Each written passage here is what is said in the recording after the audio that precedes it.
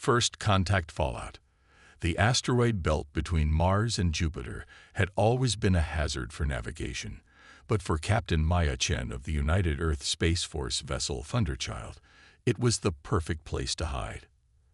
The massive rocks provided cover from both sensors and visual detection, which was precisely what she needed right now. Status report, Maya demanded, her voice calm despite the tension that gripped the bridge. Lieutenant Commander Rajiv Patil glanced up from his tactical console. Stealth systems holding at 94% efficiency, Captain. The alien vessel hasn't changed course. They still don't know we're here. Maya nodded, her dark eyes fixed on the main view screen where a massive ship unlike anything humanity had ever built hung against the backdrop of stars. Its hull had an organic quality, smooth curves interrupting angular sections in a way that suggested an entirely different approach to engineering. It was beautiful in its alienness and terrifying in its implications.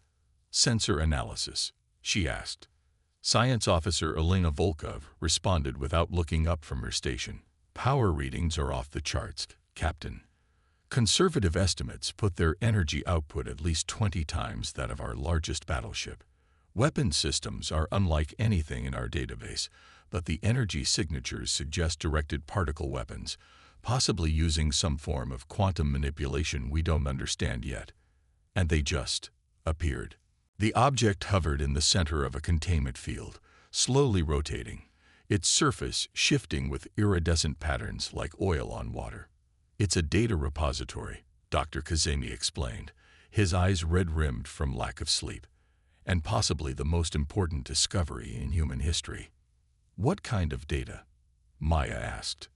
Star charts, technical specifications, biological information, the xenolinguist replied. But most importantly, a message. The beings call themselves the Venturi. This sphere wasn't meant for the handshake crew. It was meant for whoever came to investigate afterward. Maya's skin prickled with unease. They knew we were watching. Kazemi nodded grimly. The message is clear. You are not ready. You will be tested. If you survive, you may join. If you fail, you will be forgotten. Tested how? Maya demanded. Before Kazemi could answer, the ship's intercom blared. Captain to the bridge. Emergency. Maya sprinted through the corridors, crew members flattening themselves against walls to let her pass. When she burst onto the bridge, the view screen showed a terrifying sight. The alien vessel, the Venturi ship, was moving, accelerating rapidly toward the inner solar system. They're heading toward Earth, she asked, breathless. No, Wells replied, his face pale. They're heading toward Proxima Centauri, our largest off-world colony. Maya's blood ran cold. Proxima Colony was home to over 1 million people, mostly civilians. Its defenses were minimal, a few orbital platforms, and a small garrison of UESF ships. How long until they reach Proxima at that speed? She asked. That's just it, Captain, Elena said, her voice trembling slightly. They're not using conventional propulsion. They're folding space somehow. At their current rate of acceleration, they'll reach Proxima in less than 12 hours. 12 hours. Even at maximum warp, the Thunderchild would take 3 days to reach the colony. The fastest UESF reinforcements from Earth would take at least 2 days. We need to warn them, Maya said, and we need to get this data back to Earth immediately. Captain, Kazemi said from behind her, having followed her to the bridge. There's more to the message. The sphere contains technical data, schematics for a device that might allow us to travel the way they do. Maya turned to face him. Could we build it? The scientist hesitated. With our existing technology? No, but the sphere itself, it contains exotic matter that could serve as a core for such a device. Our engineers think we could potentially modify our warp drive to incorporate it. How long? 10 hours, minimum. And even then, it would be untested, potentially unstable. Maya looked around the bridge, meeting the eyes of each of her senior officers in turn. They all understood the stakes. use untested alien technology that could tear their ship apart, or arrive too late to help Proxima Colony. Chief Engineer Takano, she called over the intercom. Report to the lab immediately. We have work to do. 9 hours and 43 minutes later, Maya stood before the modified warp core, its normal blue pulsing now threaded with strands of iridescent energy that matched the alien sphere now integrated into its housing. The calculations check out, Chief Engineer Haruki Takano said, though his expression was far from confident. Theoretically, this should allow us to create a localized space-time fold similar to what the Venturi vessel demonstrated. But Captain, he hesitated. Speak freely, Chief, Maya encouraged. We're literally incorporating technology we don't understand into our most critical system. This goes against every safety protocol in the book. If the fold collapses while we're inside it, he didn't need to finish the thought. They'd be atomized across multiple dimensions. Noted, Maya said. But we're out of options. Begin final preparations. As she made her way back to the bridge, Maya couldn't help but wonder if they were playing right into the Venturi's hands. The message had been clear. Humanity was being tested. But why? And what would constitute passing or failing? When she reached the bridge, a somber tension hung in the air. Everyone understood the gamble they were taking. All stations report ready, Captain, Paidel informed her as she took her seat. Maya nodded and opened a shipwide channel. All hands, this is the captain. As you know, we are about to attempt something unprecedented. A modified spacefold jump using technology derived from the Venturi artifact. I won't lie to you, this is dangerous. But the colony at Proxima Centauri faces an existential threat, and we are their only hope of warning or assistance that can arrive in time. She paused, gathering her thoughts. Throughout human history, our species has faced moments that defined us. Moments that required courage, innovation, and sacrifice.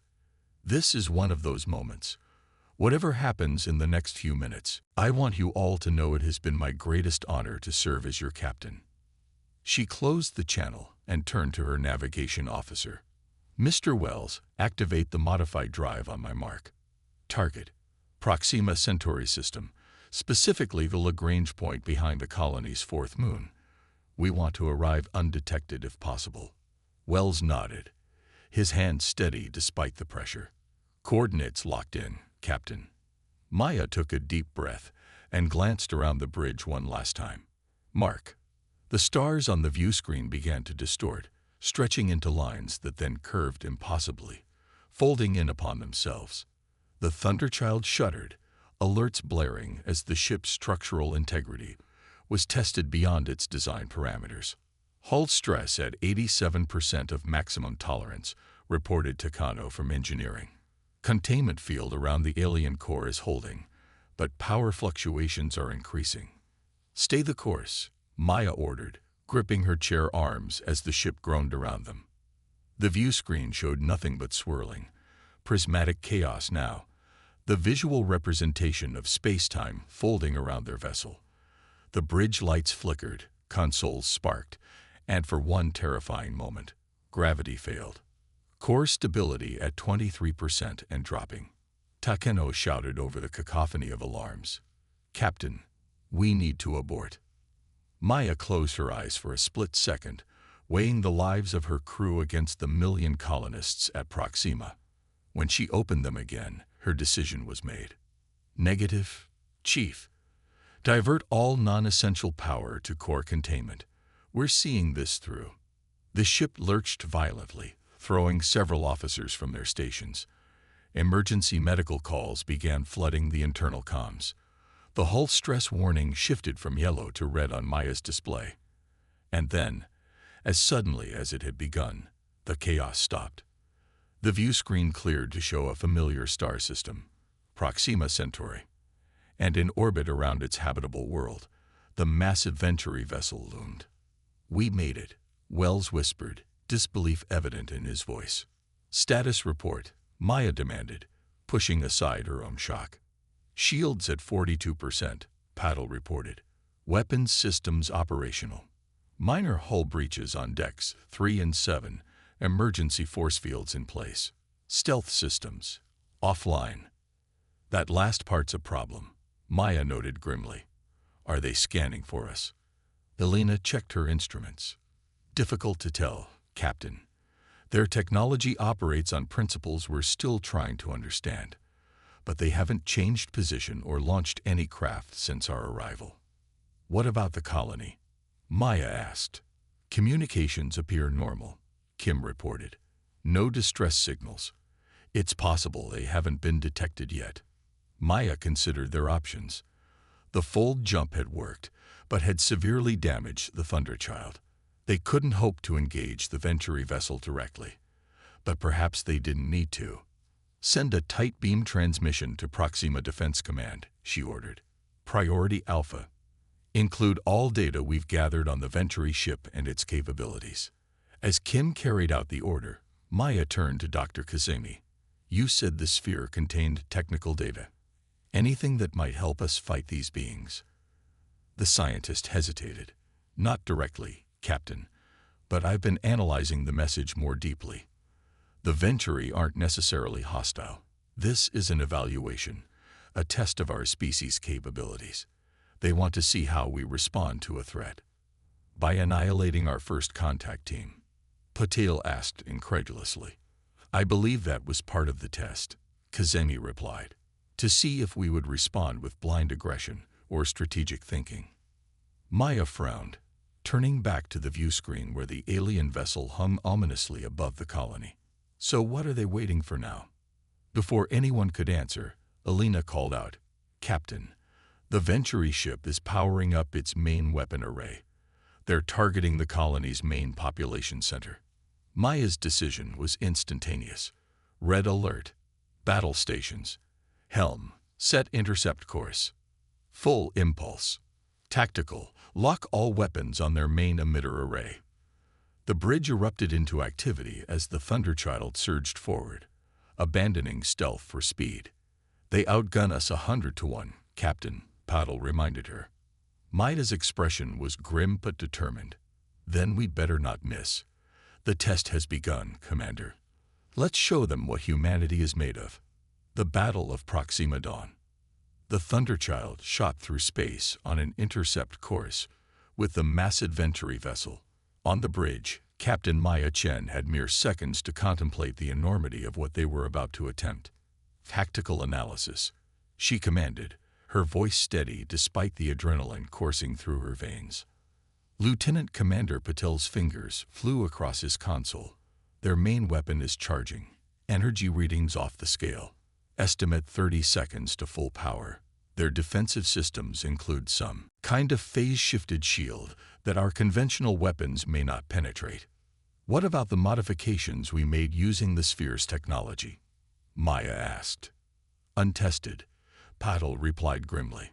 But in theory, our torpedoes reconfigured with the quantum resonance patterns from the sphere might disrupt their shields. Elena Volkov looked up from her science station. Captain, I've analyzed their weapon charging sequence.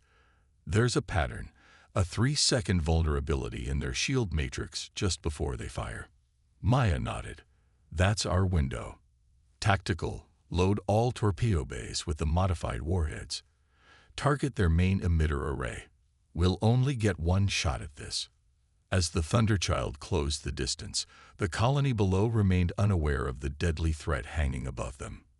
1 million souls going about their daily lives, oblivious to the fact that their continued existence now depended on the actions of a single damaged starship. They've detected us, Kim reported from communications. We're being scanned. Time to weapons discharge, Maya asked. 15 seconds, Elena responded. Maya opened a channel to engineering. Chief Takano, I need maximum power to shields and weapons. Strip it from life support if you have to. Aye, Captain, came the strained reply. But the modified warp core is still unstable, if we push it too hard. Understood. Do what you can. The Venturi ship grew larger on the view screen, its alien contours becoming more defined. It was truly massive, at least 20 times the size of the Thunderchild. "They're hailing us," Kim announced, surprise evident in her voice. Maya hesitated only for a moment. On screen, the view screen shifted to show a being unlike anything humans had encountered before. Its form seemed to shift and flow, settling into a roughly humanoid shape with elongated limbs and a head that housed 3 glowing orbs where eyes might be on a human. When it spoke, the translation came through with an eerily musical quality. "Human vessel, you show courage. Futile, but noted. Stand down and observe. The test continues." Maya rose from her chair, facing the alien being directly.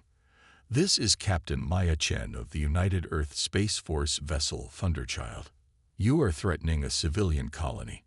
We will not stand down while you prepare to murder 1,000,000 innocent people." The being's form rippled slightly, perhaps the equivalent of a shrug. "Not murder. Evaluation. The strong survive. The weak perish. This is the way of the cosmos." "Not our cosmos," Maya responded firmly. "Humanity rejects your test. We protect our own. Then you will be destroyed with them," the being stated simply, and the transmission cut. 5 seconds to weapons discharge. Elena called out. Maya retook her seat. "All hands, brace for impact. Helm, attack pattern Omega. Tactical, fire on my mark." The Thunderchild surged forward, executing a complex evasive pattern while maintaining its course toward the Venturi vessel's weapon array. The alien ship began to glow with blue energy, the same deadly light that had consumed the handshake days earlier. 3 seconds. Elena counted down. 2, 1, mark. Maya shouted. The Thunderchild unleashed its full arsenal, 12 quantum-modified torpedoes streaking toward the precise point where Elena had detected the shield vulnerability. Simultaneously, the Venturi weapon discharged, sending a massive beam of blue energy toward the colony below. What happened next seemed to unfold in slow motion. The torpedoes struck the Venturi shield exactly at its moment of weakest coherence. Instead of detonating against the barrier, they phased through, impacting directly on the weapon emitter. The resulting explosion sent a shockwave of energy cascading across the alien vessel's hull. The blue beam intended for the colony wavered, its trajectory shifting dramatically as the emitter array destabilized. Instead of striking the population center, it lanced harmlessly into space. For a breathless moment, the bridge crew stared at the view screen in disbelief. "Direct hit," Patil finally announced. "Their main weapon is offline." A ragged cheer went up from the crew, but Maya remained focused. "Damage report on the Venturi vessel. Their primary power systems are fluctuating," Elena reported. "Shield strength down to approximately 60%. They appear to be rerouting energy to secondary weapons." "And now they're angry," Maya muttered. "Helm, evasive maneuvers. Put the planet between us and them. We need to buy time for the colony to evacuate critical personnel." As the Thunderchild banked sharply away from the damaged alien ship, the intercom blared with Takano's voice. "Captain, the modified warp core is destabilizing. The quantum fluctuations from weapons discharge have created a feedback loop with the alien technology. Can you contain it?" Maya demanded. "Not for long," the engineer replied grimly. "We have maybe 20 minutes before catastrophic failure." Maya processed this information rapidly. 20 minutes until their ship self-destructed. The Venturi vessel damaged, but still vastly superior in firepower. 1,000,000 colonists below who couldn't possibly evacuate in time. "Open a channel to Proxima Defense Command," she ordered Kim. The colony's defense coordinator appeared on screen, his face etched with confusion and fear. "Captain Chen, what's happening up there? Our sensors detected massive energy discharges." "Commander Rodriguez, listen carefully," Maya said urgently. "You are under attack by an advanced alien species called the Venturi. We've temporarily disabled their primary weapon, but they'll regroup quickly. You need to activate all defensive platforms and launch every available ship." Rodriguez paled visibly. Captain, we have 4 outdated defense platforms and a dozen patrol craft. Against that, he gestured to a secondary screen showing the Venturi vessel. Help is coming from Earth, but not soon enough, Maya told him. You need to begin emergency evacuation protocols for critical personnel and activate the colony's emergency shelters. As she continued briefing the colony commander, Maya noticed Elena waving urgently to get her attention. Captain, the science officer said when Maya acknowledged her, I've been analyzing the damage we inflicted on the Venturi ship. The quantum-modified torpedoes didn't just damage their weapons. They created some kind of cascading effect through their power systems. They're more vulnerable than they appear. Explain, Maya demanded. Their technology relies heavily on quantum entanglement, Elena elaborated. When our torpedoes detonated, they disrupted the entanglement patterns. If we could deliver another targeted strike, we might disable them completely, Maya finished. She turned back to Rodriguez on the view screen. Commander, I need every ship you can spare. Arm them with your highest-yield nuclear warheads. Rodriguez looked shocked. Nuclear? We haven't used those for warfare in nearly a century. Today they make a comeback, Maya said grimly. Have them rendezvous with the Thunderchild in orbit behind your 4th moon in 15 minutes. Chen out. As the view screen returned to showing the Proxima system, Maya turned to her chief engineer. Takano, if we were to deliberately overload the modified warp core, what would happen? There was a stunned silence before the engineer replied carefully. A quantum detonation of unprecedented power, Captain. It would destroy the Thunderchild and everything within approximately 20,000 kilometers. Could such a detonation be directed, focused in a specific direction? Takano hesitated. Theoretically, yes, if we reconfigured the containment field to create a focusing effect similar to a shake charge. But Captain, you're not suggesting. I am, Maya confirmed. Begin the calculations. We may not need to implement this, but I want the option ready. The bridge fell silent as the implications sank in. Maya was contemplating sacrificing the Thunderchild and her crew to save the colony. Patel broke the silence. Captain, the Venturi vessel is moving. They're positioning themselves for another attack run on the colony. How long until they're in firing position? At current speed, 18 minutes. 2 minutes before their core would overload anyway. Maya nodded grimly. Perfect timing. Mr. Wells, plot an intercept course that will bring us directly above their vessel's main power core.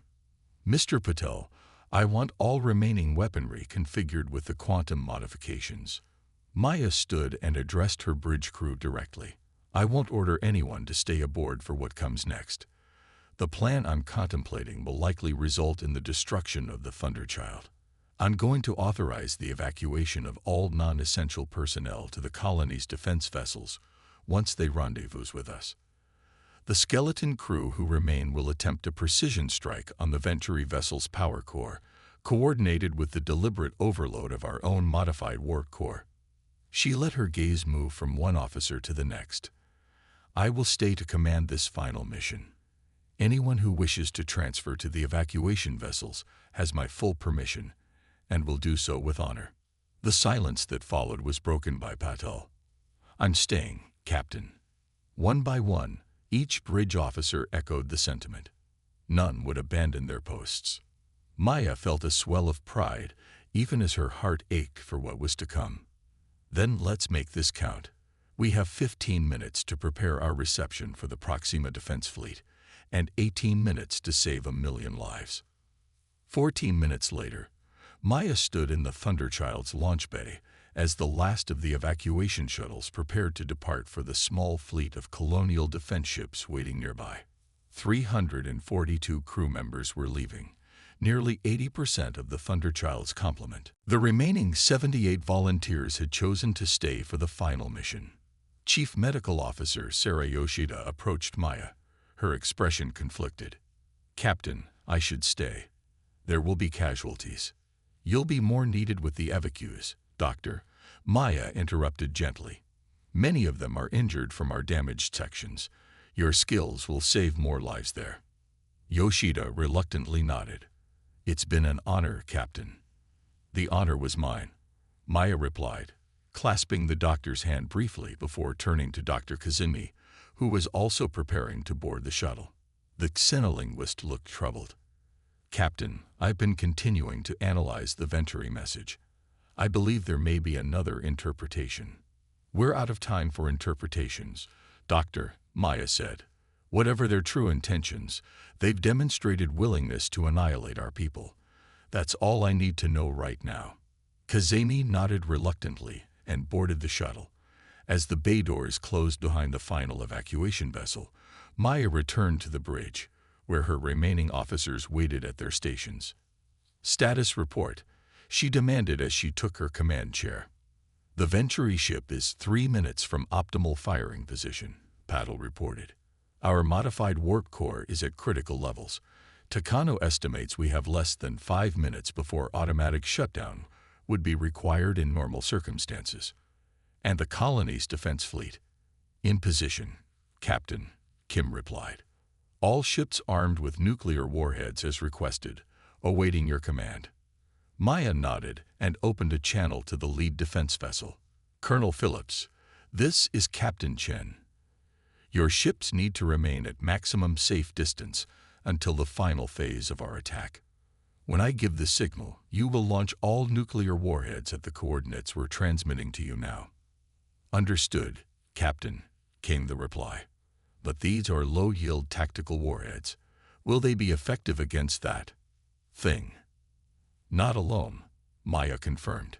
"But combined with what we're about to do, they might be enough. Stand by." She closed the channel and turned to Paddle. "Tactical status of our remaining quantum-modified weapons. 4 torpedoes remaining, all modified. Forward phaser banks reconfigured with quantum harmonics from the sphere's data, but they're at reduced power due to damage to the emitter arrays. It will have to be enough," Maya decided. "Helm, move us into attack position. All power to engines and weapons. Divert life support to essential sections only." The Thunderchild surged forward, emerging from behind Proxima's 4th moon on a direct intercept course with the Venturi vessel. "They've detected us," Elena announced. "They're powering up secondary weapons." "Evasive pattern Delta," Maya ordered. "Tactical, target their shield generators first, then their main power core." The space between the ships lit up as the Venturi unleashed a barrage of energy weapons.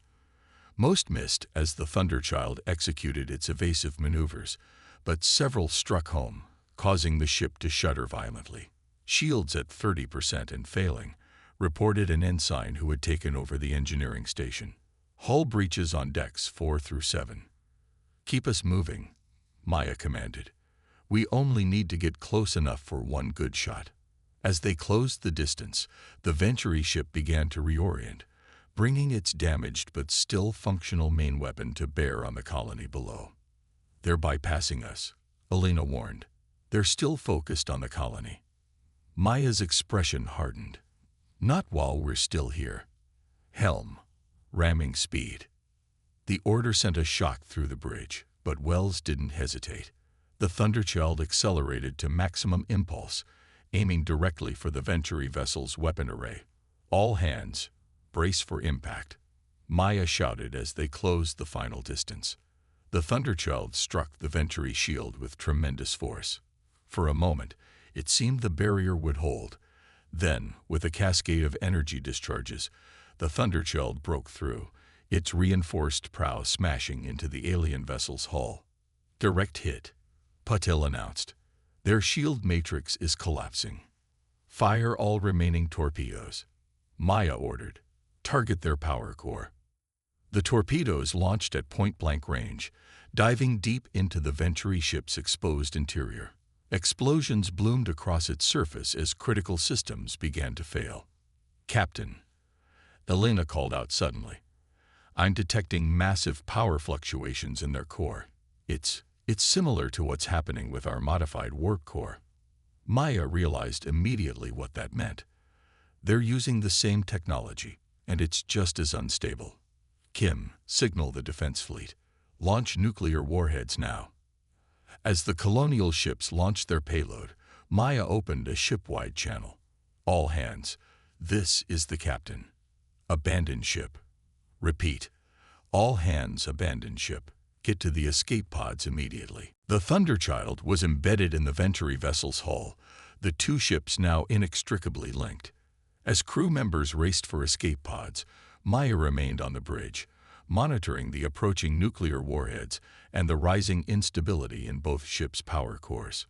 Captain, the last escape pods are launching, Kim reported, rising from her station. We need to go now. Maya shook her head. Someone needs to ensure the ship remains on target. The Venturi are attempting to break free. I can't risk them escaping the blast radius. Then I'm staying too, Paddle declared, and several other officers echoed his statement. No, Maya said firmly. That's an order. Get to the final escape pod. The autopilot can handle this. With respect, Captain, Elena said quietly. The autopilot was damaged in the collision. Someone has to manually maintain our position.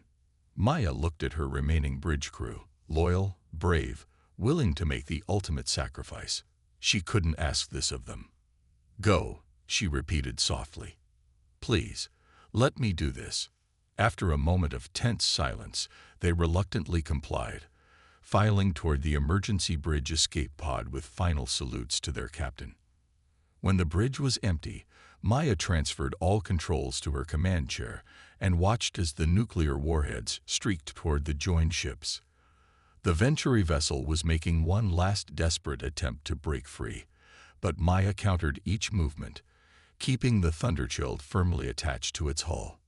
Impact in 10 seconds, the computer announced dispassionately. Maya closed her eyes, thinking of Earth, of the colony they were saving, of her crew safely evacuating.